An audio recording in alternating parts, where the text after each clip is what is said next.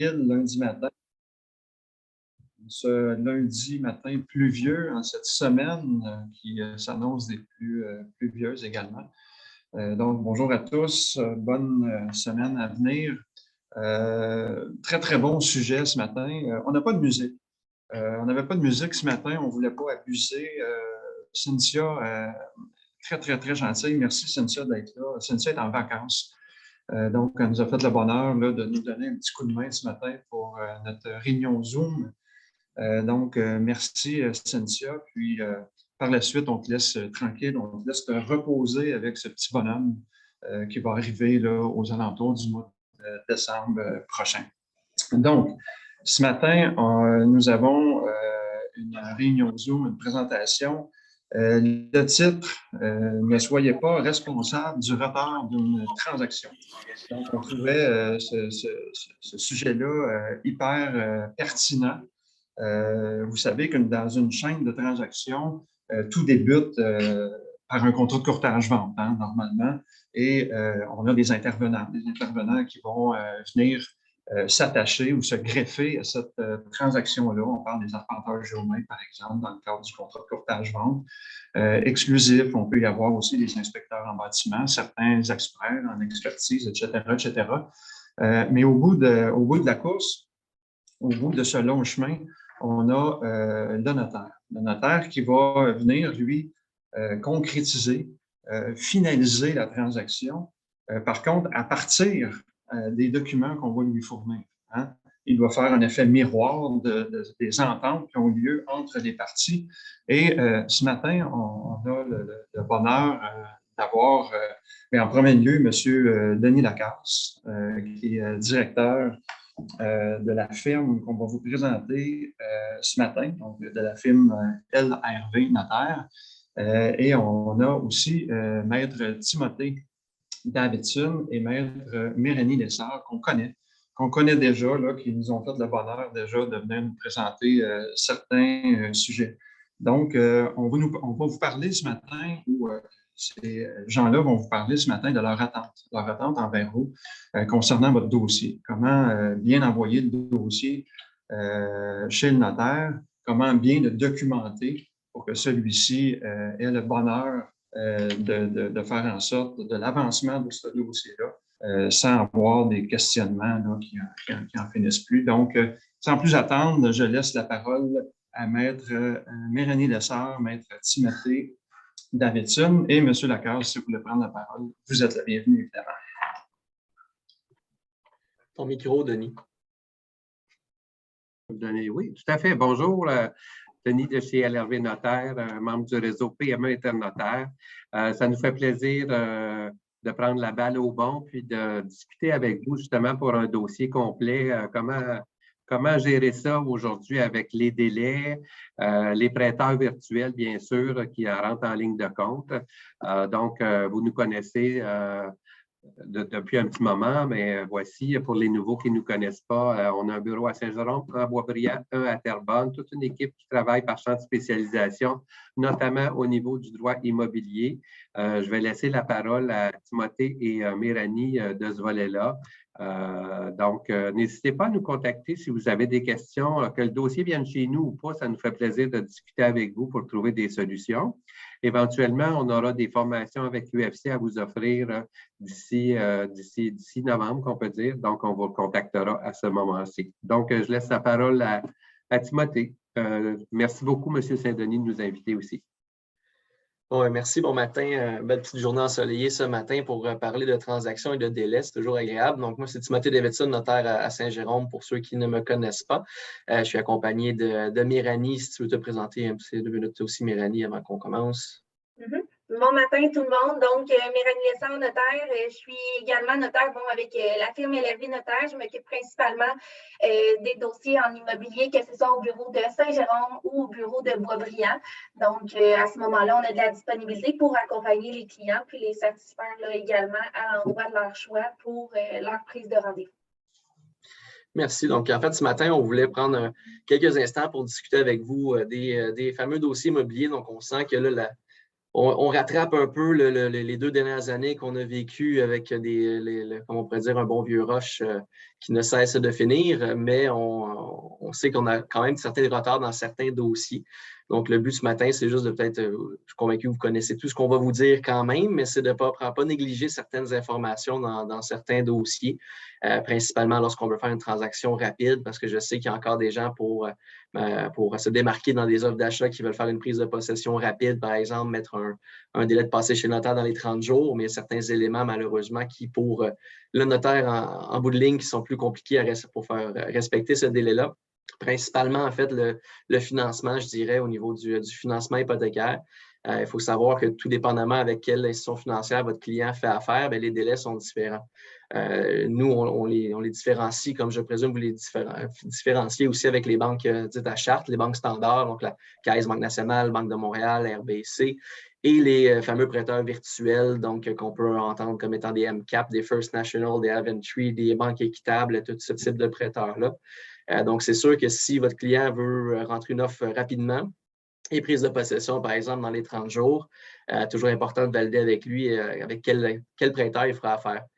Principalement parce que lorsqu'on reçoit un dossier, nous, avec, par exemple, pour ne pas le nommer, mais MCAP ou tout autre prêteur virtuel, les délais qu'ils nous demandent pour envoyer toute la documentation signée par les clients avant de pouvoir débourser les fonds, c'est pratiquement maintenant un 5 à 7 jours ouvrables.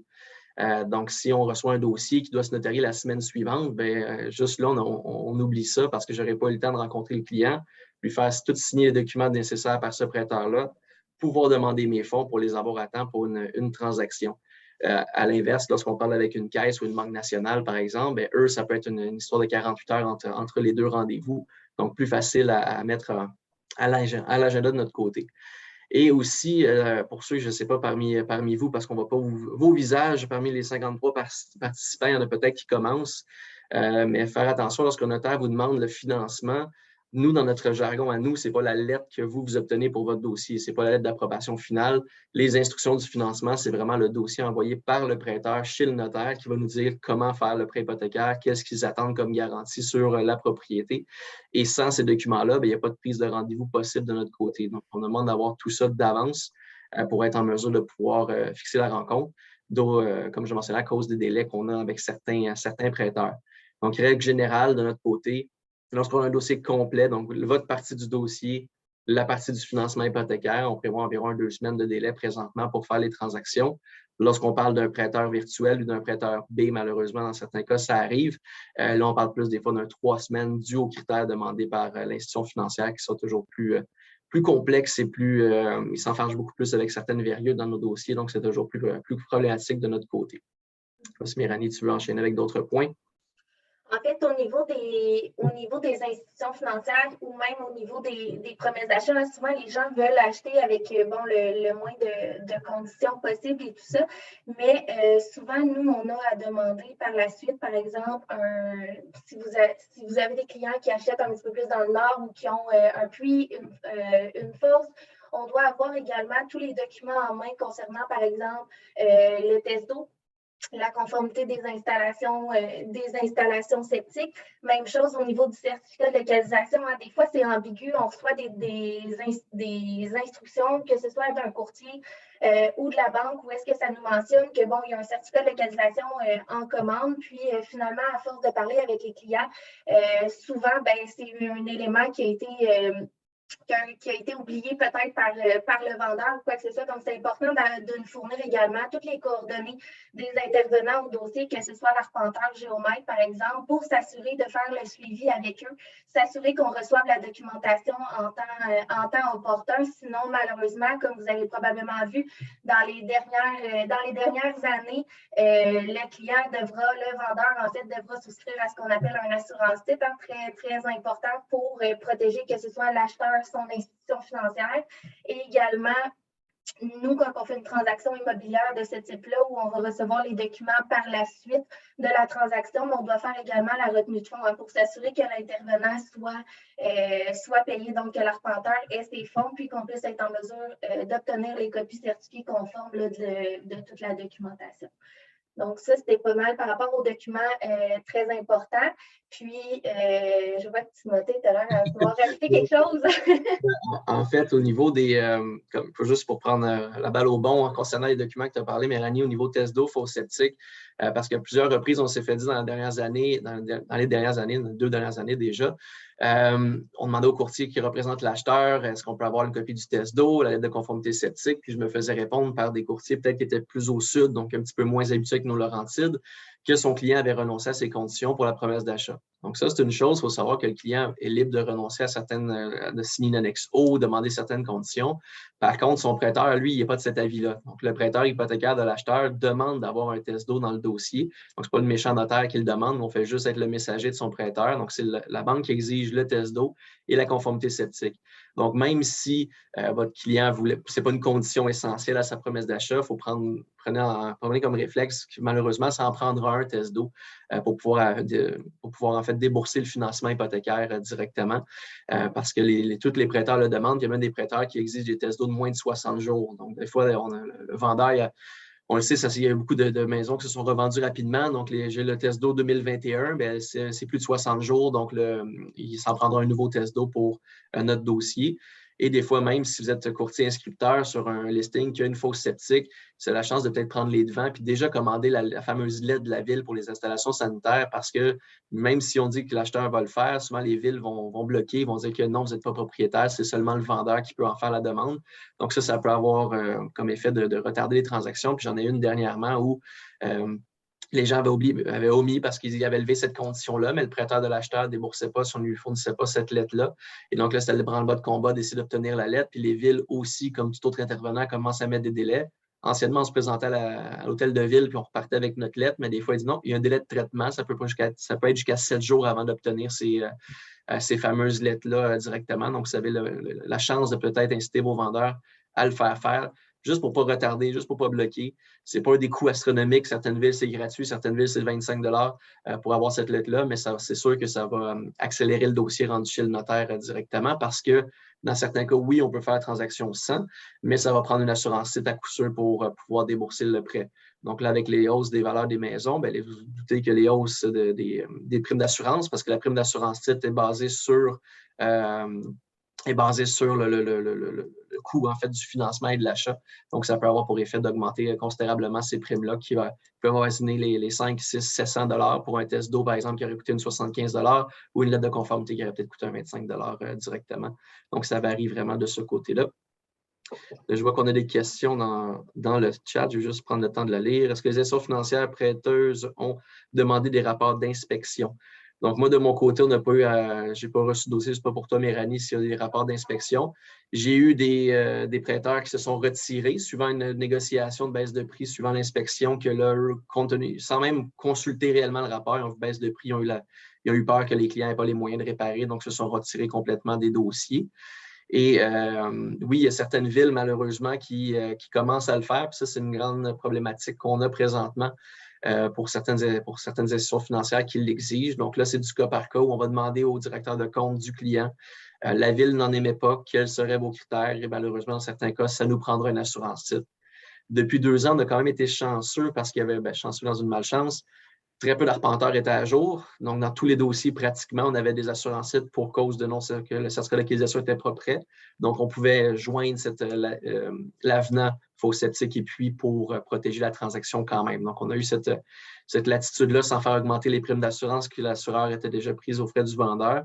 Mais là, si les certificats sont à jour, malheureusement, et que la ville n'aimait plus ce type de lettres, bien que vous les ayez sûrement déjà lues, les lettres, ça ne dit pas grand-chose, mais les banques qui tiennent absolument d'avoir un certain document au dossier, au moins à l'effet qu'il n'y a pas eu de plainte. À notre connaissance, aujourd'hui, il n'y a pas de débordement, par exemple, de la fosse septique.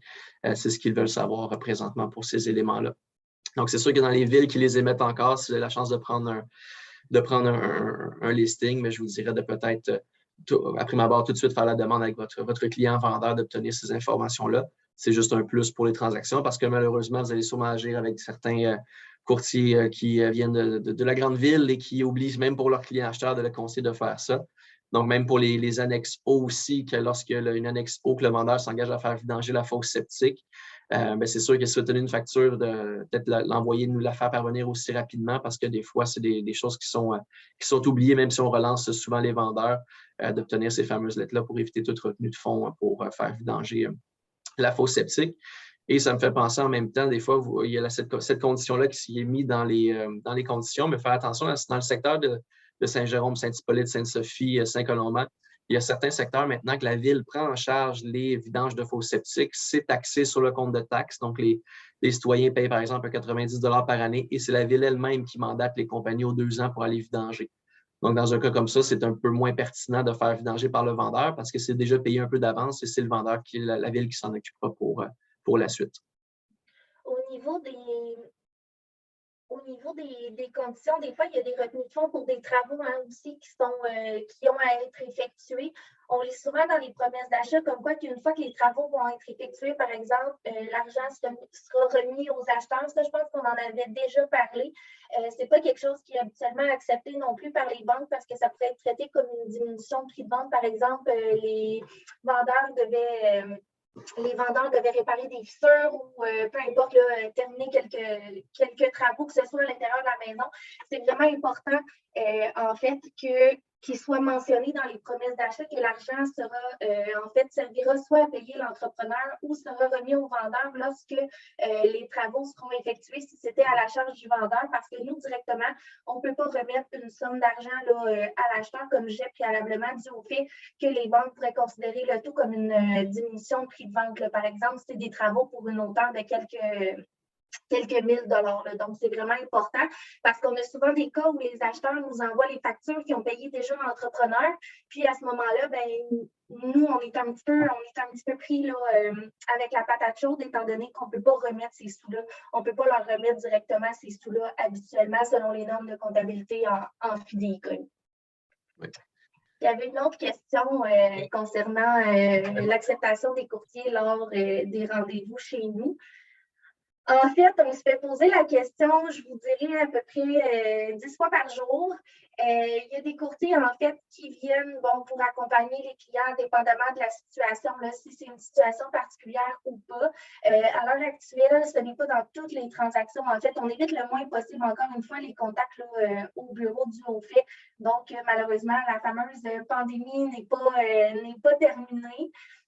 Je ne sais pas si tu as quelque chose à rajouter par rapport à ça. En fait, juste de notre côté, c'est sûr que dans certaines transactions, comme Méranie le disait, les courtiers sont acceptés directement. Il faut juste prendre conscience que de notre côté, on fait des rendez-vous encore séparés parce que ça fonctionne bien, les acheteurs sont réceptifs, parce qu'il ne faut pas oublier qu'il y a 2 ans, les acheteurs devaient venir 2 fois chez le notaire, donc signer leur hypothèque au préalable, revenir en même temps que le vendeur signer la vente, donc 2 journées de congé à demander dans leur semaine pour passer chez le notaire. Maintenant, ils ne viennent qu'une seule fois. Ce que ça veut dire, c'est que si vous accompagnez vos acheteurs lors d'une transaction, il faut être conscient que ce n'est plus des ventes comme on voyait à l'époque où ça durait une demi-heure chez le notaire, parce qu'avec l'acheteur, c'est notre premier contact où on parle du financement, du certificat, de leurs besoins testamentaires ou autres. Donc, c'est souvent des rendez-vous entre 1 heure et 1h30 qui sont avec nous, en fait, directement. Donc, oui, dans certains cas, les gens nous le demandent. Donc, ce n'est pas formellement interdit. On demande juste du cas par cas. Si vos clients sont à l'aise puis tout le monde est à l'aise là-dedans, bien, c'est parfait. Il y aura moins de monde dans nos bureaux parce qu'il ne faut pas oublier qu'il n'y a pas si longtemps que ça, on a eu malheureusement une petite éclosion, 6 personnes au bureau en même temps qui ont été en plein rush d'été obligées de s'absenter pendant 5 jours. Disons que nous, ça nous cause des gros problèmes de logistique, vous vous en doutez. Donc, il faut être conscient de ça, que si on accompagne un acheteur, bien, ça peut être plus longtemps que ça. Donc, ça prend plus de temps. Pour un vendeur, ça revient à la vente. Donc là, c'est sûr que c'est des rendez-vous plus rapides. Donc, souvent, les courtiers accompagnent leurs vendeurs, mais ils ne sont pas nécessairement là pour les acheteurs. Mais je vous dirais, c'est du cas par cas. Donc, nous envoyer une demande, nous envoyer un message, puis on est parlable, c'est de notre côté. On fait juste regarder aussi pour avoir pas trop de gens non plus en même temps dans nos bureaux parce qu'on ne veut pas recommencer cet épisode malheureusement de gens qui ont manqué, dont j'en ai fait partie avec une dizaine de rendez-vous par jour pendant 5 jours. C'est difficile à déplacer chez mes collègues. Méranie pourra en parler. On a fait beaucoup d'heures durant ces 5 jours-là, malheureusement. Donc, c'est là où on on veut faire attention directement, mais disons que pour les courtiers de la région dont vous faites partie, c'est sûr qu'on est beaucoup plus à l'aise et beaucoup plus parlable de ce côté-là de revenir nous voir parce que ça fait plaisir aussi de revoir des gens dans nos bureaux. Mais il ne faut pas oublier que les transactions ne sont pas tous en même temps comme c'était à l'époque où on était acheteur, vendeur, courtier, tout le monde autour de la table. On a encore des rendez-vous séparés. Jusqu'à nouvel ordre, ça continue comme ça. C'est réceptif, les clients sont contents. Surtout dans les cas de plus en plus, les échanges des clés, ça ne se fait pas nécessairement chez le notaire, c'est fait quelques jours plus tard. Donc, on remet les coordonnées à chacun et ils s'organisent entre eux aussi de ce côté-là. Puis c'est bien, ça se fait bien directement pour les infos. Aussi, j'ai vu une question en Europe, j'ai vu des institutions financières demander des billets médicaux. Nous, de l'acheteur, moins, mais vendeur, il faut être conscient que si vous prenez un listing, représentez les enfants qui vous mandatent parce que leur mère est placée, veulent vendre la maison. Dans certains cas, ça se peut que de plus en plus on demande des billets pour être bien sûr que les gens sont conscients et sont aptes à signer en fait les contrats parce que des fois, les enfants, non, si vous m'appelez ma mère entre telle heure et telle heure, elle est de bonne humeur, ça va bien, mais entre telle heure et telle heure, peut-être pas. Commence un peu de démence. Oups, démence, ce n'est pas un mot qu'on aime entendre. Donc, à ce moment-là, on va demander des billets médicaux pour être sûr que notre transaction ne sera pas attaquable et qu'elle puisse être bien faite. Donc, aussi, peut-être des fois, regarder des petites alertes rouges si vous prenez des dossiers de personnes pas nécessairement plus âgées, mais des fois plus vulnérables. C'est sûr qu'il y a des gens qui ont besoin de soins qui sont placés. C'est une chose. Des gens qui sont en résidence de personnes autonomes, c'en est une autre. Donc, de ce côté-là, ça devrait être sans problème directement pour ce volet-là. Si Mélanie, tu voulais enchaîner. En fait, comment? Non, je pensais qu'il y avait des questions, mais c'est nos coordonnées qui sont écrites dans le... Ah oui, exact, c'est nos coordonnées. Sinon, je pense qu'on voulait parler également au niveau des commissions courtiers à l'avenir. Donc, oui. En fait, je vais enchaîner là-dessus, puis tu pourras compléter. Dans le fond, au niveau des commissions courtiers, nous, en fait, on fonctionne encore par chèque, hein, bien qu'on voit de plus en plus là, sur les rétributions, comme quoi qu'on peut faire les transferts là, directement par virement bancaire ou quoi que ce soit. À l'étude, on continue avec les chèques. Et dorénavant, tous les chèques, à moins que les courtiers veulent se présenter en fait directement au bureau pour récupérer la facture, la rétribution, en fait, les chèques seront envoyés par Purolator parce qu'il y a eu des petits cas où soit les chèques se sont perdus ou sont tombés entre de mauvaises mains. Donc, dorénavant, on va procéder de cette façon-là pour assurer le suivi, s'assurer que ce soit les bonnes personnes qui reçoivent les chèques de commission puis qu'il n'y ait pas de souci au niveau encaissement non plus. Exactement, parce qu'en fait, le monde étant comme il est, même si on envoie des chèques vers des bureaux d'une agence précise, il y a eu des malfaiteurs, si on peut dire, qui ont intercepté, modifié les noms, modifié les montants. Et on s'est fait frauder 2 chèques directement dans les dernières semaines. Donc, c'est pour ça qu'on va y aller avec des mesures plus sûres, plus rapides aussi. Donc, être bien sûr que suivant la vente de la propriété dès la publication, à partir de maintenant, les chèques partiront par Purolator. Donc, l'agence les recevra directement vers vos bureaux assez rapidement. C'est sûr que s'il y en a qui tiennent absolument à venir les récupérer, ce serait important de nous le mentionner pour qu'on vous les laisse à votre attention, mais je crois que notre temps est terminé. Donc, si vous avez nos coordonnées sur des questions particulières, gênez-vous pas pour nous écrire ou nous appeler. Ça nous fera bien plaisir de vous accompagner. Merci beaucoup à vous deux, extrêmement pertinent ce matin. Ce qu'il faut comprendre, je me suis pris des petites notes le temps que je vous écoutais. Ce qu'il faut comprendre, c'est qu'à partir du moment où nous, courtier, notre transaction est presque terminée, on envoie le dossier chez vous, chez le notaire, il y a autre chose. Hein. On a parlé des prêteurs tantôt. Beaucoup de délais au niveau des prêteurs, certains prêteurs de catégorie B. On a parlé des arpenteurs géomètres, par exemple. Et merci d'avoir parlé des installations septiques. Un peu mal compris encore. Il y a une excellente annexe qui s'appelle l'annexe O, qui est disponible à l'OACQ sur Internet Form, qui est malheureusement pas assez utilisée ou utilisée de mauvaise façon. C'est une annexe qui est extraordinaire, puis on sait qu'on veut couper souvent on dit le moins de conditions possible. Mais le fameux test d'eau et la lettre de la municipalité, je l'ai vécu pendant mes 23 ans de carrière. J'ai pratiqué en grande partie à la campagne et c'est faux de penser qu'on va s'en sauver. C'est faux de penser qu'on va s'en sauver. Le créancier hypothécaire, le prêteur va nous le demander. Puis quand il nous le demande, puis on n'en a pas fait de conditions, bien, c'est du dernière minute. Ça peut rendre nerveux les parties. stresser les parties. Imaginez que le test d'eau sort non conforme, puis on est dans une transaction qui va voir le jour dans 2 jours. À ce moment-là, on a une désinfection du puits à effectuer, etc., etc. Donc, ça met les gens dans une situation un peu plus précaire. Donc, il faut faire attention à ça. Puis ça m'amène à penser qu'un de nos prochains Zooms va peut-être porter exclusivement là-dessus. On pourra peut-être trouver une entreprise qui peut vous en dire un petit peu plus. Donc, merci Méranie, merci Timothée, merci M. Lacasse. On vous libère dans votre cas. On a mis les coordonnées. Je pense que Cynthia, tantôt, à la reprise vidéo, va peut-être les remettre. Mais bref, on n'hésitera pas à communiquer avec vous au besoin. Merci encore. Donc, moi, je reste avec vous. J'ai 4 petits points à vous parler. 10h25, on va vous libérer, évidemment, à temps. 4 petits points importants. Le premier point que je veux vous parler, c'est le remplacement des vacances. Remplacement des vacances, on sait que c'est presque terminé. Donc, on trouvait pertinent ce matin de vous en glisser un mot. Vous avez une responsabilité très, très importante de remplacement de vacances. Quand vous quittez pour des vacances, que ce soit ici au Québec ou à l'extérieur, il faut vous faire remplacer si vous ne pouvez pas continuer à travailler avec vos dossiers. On a eu des cas, c'est des cas qu'on ne va pas rendre publics, évidemment, mais c'est des cas qui ont amené des situations quand même assez négatives, du mécontentement au niveau de la clientèle. Donc, il faut faire extrêmement attention, il faut se faire remplacer, de prendre des bonnes ententes, pas en revenant de vacances. Hein. J'ai entendu souvent la phrase remplace-moi, là, puis en revenant, on regardera tout ça, on va s'organiser.